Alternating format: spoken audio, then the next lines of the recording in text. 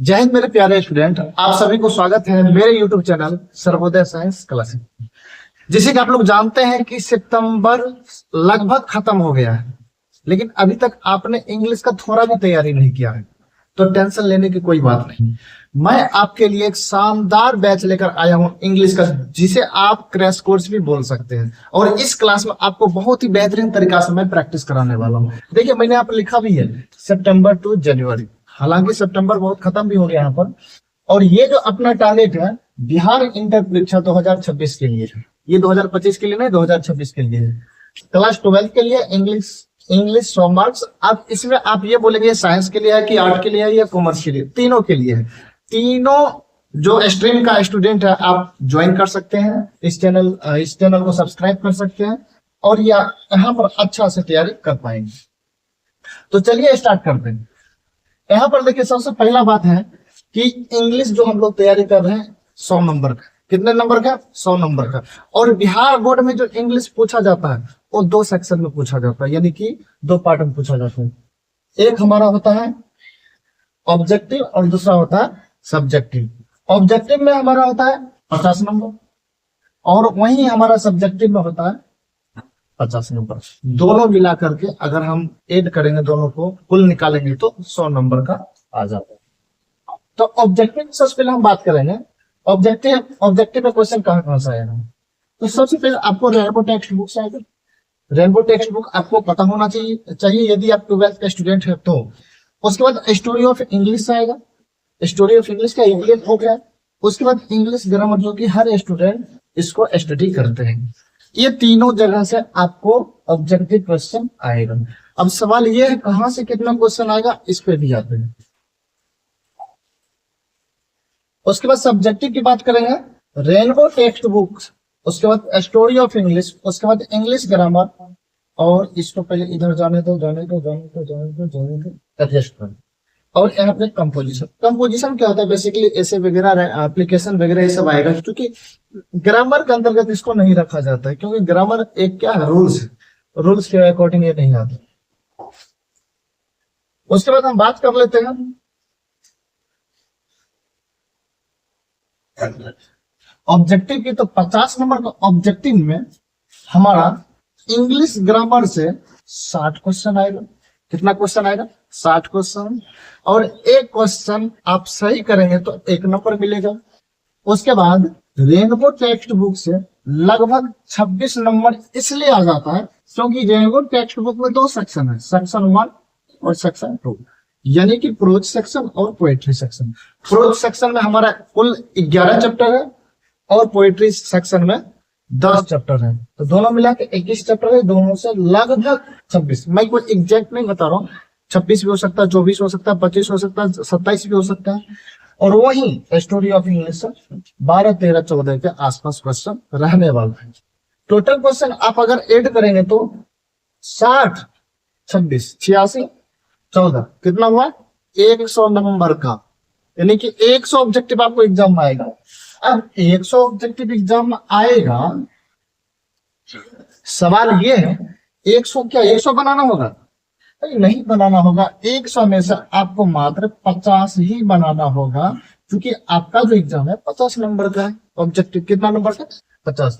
या तो आप यहां से 26, 14, 40 बना लो, इसमें से 10 बना लो, या यही 50 अकेले बना लो, कोई दिक्कत नहीं है। बुक को हाथ भी नहीं लगाना, बिल्कुल भी नहीं।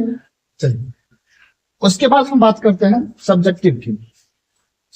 सब्जेक्टिव में सबसे पहला जो क्वेश्चन आपको मिलने वाला है एसे। क्या मिलेगा? एसे। एसे का मतलब क्या होता है? निबंध। ये 8 नंबर का आपको मिलने वाला है। कितना नंबर का? 8 नंबर का। एग्जाम में कैसे क्वेश्चन आएगा, चलिए उसको अपना समझते हैं। एग्जाम में आपको कुछ इस तरीके से क्वेश्चन आएगा, लिखा हुआ रहेगा right an essay on any one of the flowing. तो ये से करके 5 लिखा रहेगा, 1, 2, 3, 4, 5।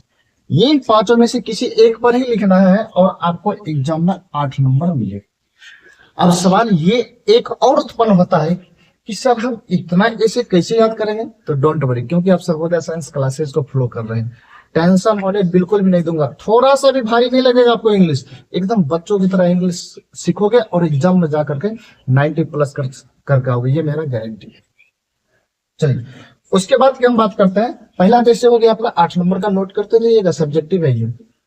उसके बाद दूसरी बात हम करते हैं, एक्सप्लेनेशन आएगा आपको। सेकंड नंबर का क्वेश्चन जो होगा एक्सप्लेनेशन का होगा। उसके बाद थर्ड नंबर का जो क्वेश्चन होगा वो भी एक्सप्लेनेशन। अब बोलोगे ये कौन सी बात है, दो दो एक्सप्लेनेशन? हाँ, दो दो एक्सप्लेनेशन। क्यों? क्योंकि आपका जो रेनबो टेक्स्ट बुक है उसमें दो सेक्शन है, एक है आपका प्रोज सेक्शन, दूसरा है पोएट्री सेक्शन। तो एक प्रोज सेक्शन से एक्सप्लेनेशन आएगा और एक पोएट्री सेक्शन से एक्सप्लेनेशन आने वाला है, और दोनों में 4-4 नंबर मिलेगा। कुल मिलाकर के एक्सप्लेनेशन से हमें कितना नंबर मिल रहा है? 8 नंबर। तो चलिए ये कैसे आएगा एग्जाम में, उनको भी देखना। एग्जाम में आपको कुछ इस तरीके का क्वेश्चन देखने को मिलेगा, देख सकते हैं आप लोग बोर्ड पर। देखिए 1 नंबर में आपको क्या मिलेगा? ऐसे आप यहाँ से तैयारी कर पाएंगे। उसके बाद दूसरा क्वेश्चन में आपको प्रोज के कुछ लाइन दिया हुआ रहेगा, 4 लाइन। 1 नंबर में दिया हुआ रहेगा ऐसे, बी नंबर करके, सी नंबर करके, डी नंबर करके, ऐसे करके लाइन दिया हुआ रहेगा। क्या ये चारों को एक्सप्लेन करना है? नहीं नहीं नहीं नहीं, किसी एक को। ये चारों में से किसी एक को एक्सप्लेन, मान लो अपना बी एग्जाम है तो बी को एक्सप्लेन कर देना और 4 नंबर एग्जाम में लेकर के अपने मार्कशीट में ऐड कर लेंगे। उसी तरह 3rd नंबर का क्वेश्चन जो होता है पोएट्री का होता है। किसका होता है? पोएट्री का। और इसमें जो ए बी सी डी करके आएगा, क्या इसमें चारों को एक्सप्लेन करना है? नहीं, चारों को नहीं करनी, सिर्फ एक को करना है। किसी जो भी एक याद रहे उसको कर देना। अब इनको कैसे याद करना है, इसका मैं शानदार ट्रिक देने वाला हूँ। 2 ट्रिक आप याद कर लेंगे ना, दुनिया को कोई भी एक्सप्लेनेशन आप हल कर लेंगे, आसानी से लिख दोगे। इंग्लिश में आप 0 है फिर भी लिख देंगे, समझ। उसके बाद हम लोग बात करेंगे क्वेश्चन नंबर 4। पहले इसको भेज देते हैं तो भाई चले जाए, चले गया। अब भाई तो आ जाए 4 नंबर क्वेश्चन में क्या, एप्लीकेशन या लेटर। ये 2 क्वेश्चन पूछा जाता है।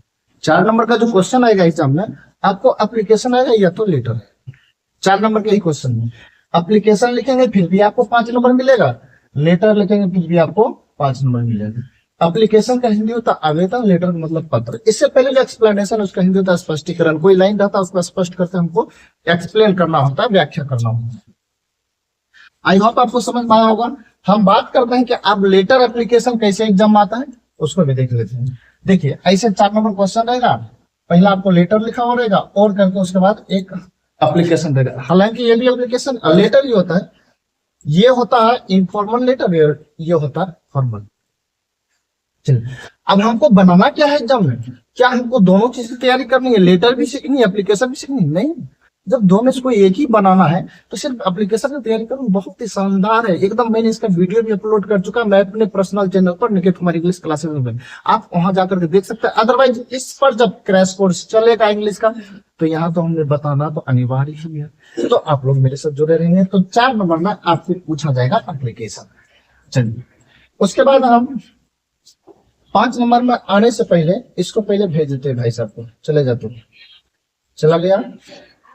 अब 5 नंबर का जो क्वेश्चन आपको आने वाला है, इसको आप डिफिकल्ट भी बोल सकते हैं, आसान भी बोल सकते हैं। आसान उसके लिए जो बच्चा क्लास कर रहा है, डिफिकल्ट उसके लिए जो क्लास नहीं कर रहा है। जो क्लास नहीं कर रहा है उसको हम टेंशन लेने की जरूरत नहीं है, चिंता करने की कोई बात नहीं है। मैं कुछ ऐसा ऐसा क्वेश्चन बताऊंगा जो एग्जाम में पूछा जाएगा।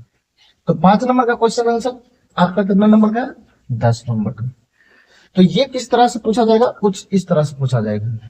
ऐसे करके 10 क्वेश्चन आएगा एग्जाम में। कितना क्वेश्चन? 10 क्वेश्चन। देखिए ए बी सी डी करके लिखा हुआ रहेगा, जे तक रहेगा। उसमें से किसी 5 का ही जवाब देना। एक क्वेश्चन का आप सही से जवाब देते हैं तो 2 नंबर मिलता है, किन्हीं 5 क्वेश्चन का आप जवाब देंगे तो 5 गुना 10 आपको पूछ जाता है। ये नहीं कि 10 को जवाब देना है, 20 नंबर नहीं देगा एग्जाम वाले, 5 ही चेक करे। तो क्वेश्चन आंसर आपको समझ में आया होगा। उसके बाद हम बात करते हैं क्वेश्चन नंबर 6। पहले भाई तू चले जा, चला गया। 6 नंबर क्वेश्चन की बात करेंगे। आप 6 नंबर क्वेश्चन बहुत ही इंपोर्टेंट है, इसको आप अच्छा से देखिएगा। इसमें 10 नंबर मैं अभी दे सकता हूं, अब भी तुरंत। विश्वास नहीं हो रहा, समझने की कोशिश करिएगा। लिखा हुआ आंसर 3 ऑफ द फ्लोइंग। इसमें से कुछ क्वेश्चन आपको मिलेगा, कुछ क्वेश्चन आपको मिलेगा और उसमें से मात्र 3 ही क्वेश्चन बनाना है और तीनों क्वेश्चन 5-5 नंबर का मिलने वाला है। तो 5 दिया 15 नंबर आपको यहाँ से मिलने वाला है।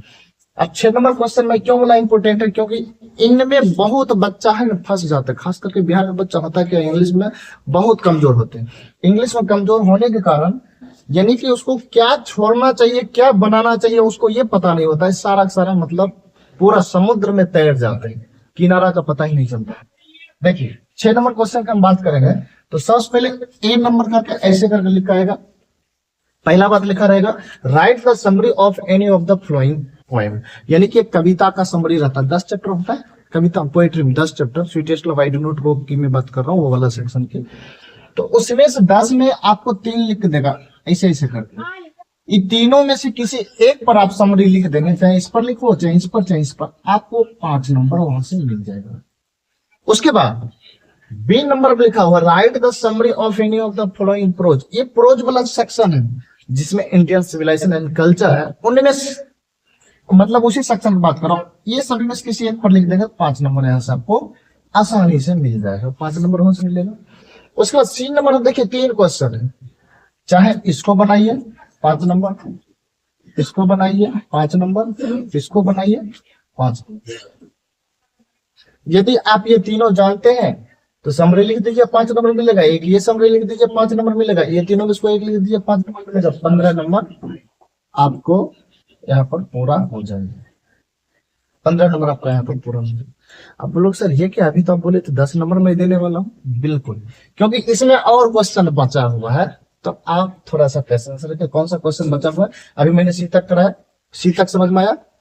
चलिए आगे जो क्वेश्चन है आप देख सकते हैं, डी नंबर में आपका पोइट्री से जो है मैच करने वाला है, मिलान करने वाला।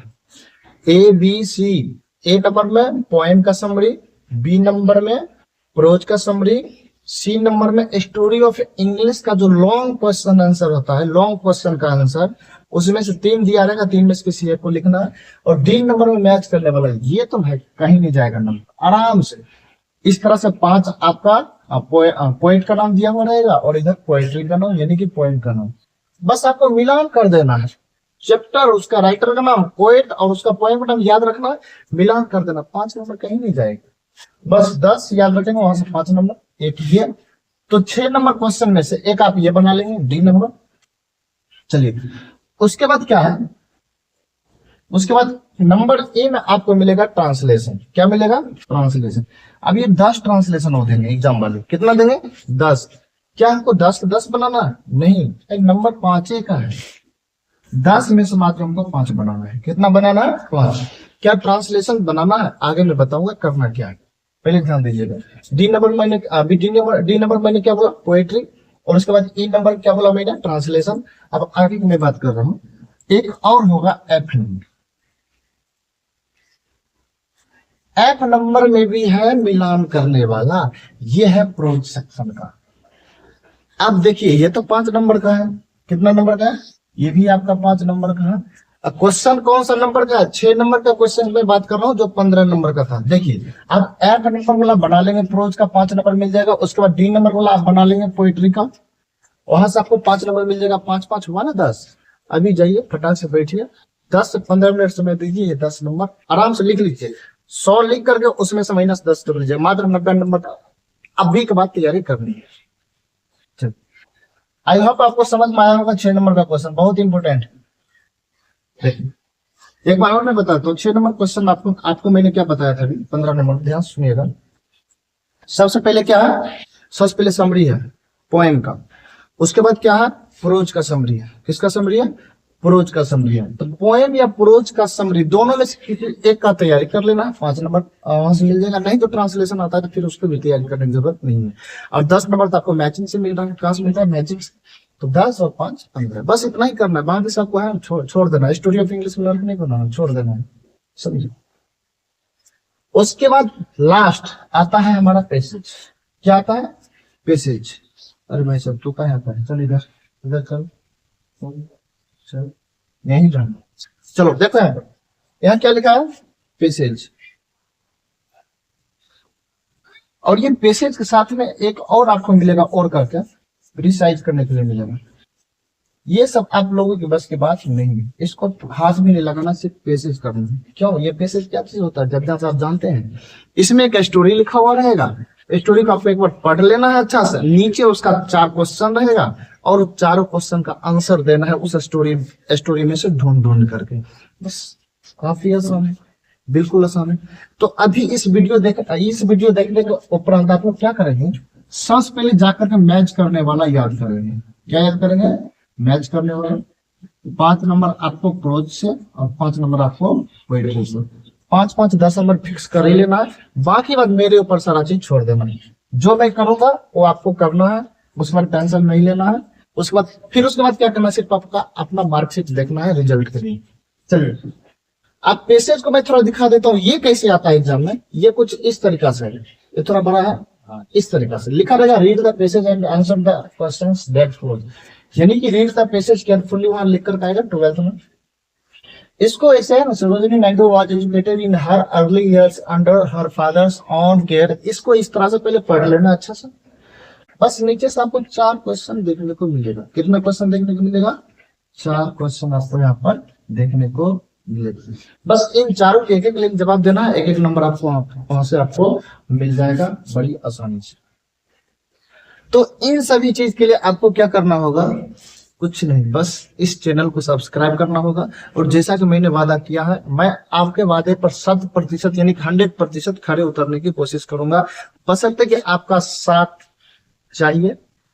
आप अपना साथ दीजिए, समय दीजिए। मैं आपको आपके मार्कशीट में 90+ नंबर 8 नहीं कर दिया तो मैं पढ़ाना छोड़ दूंगा, बशर्ते कि आपको फॉलो करना है जो मैं जैसा मैं बोल रहा हूँ, ठीक है। और जो मैं क्वेश्चन बोलूंगा एग्जाम में डेफिनेटली वैसा आएगा ही आएगा। तो आप लोग क्या करेंगे, मेरे साथ बने रहेंगे। और आज के लिए इतना ही, मिलते हैं एक बार नए धमाकेदार के साथ, नई सेशन के साथ। और पहला वीडियो का आप लोग इंतजार करेंगे इंग्लिश का। जय हिंद।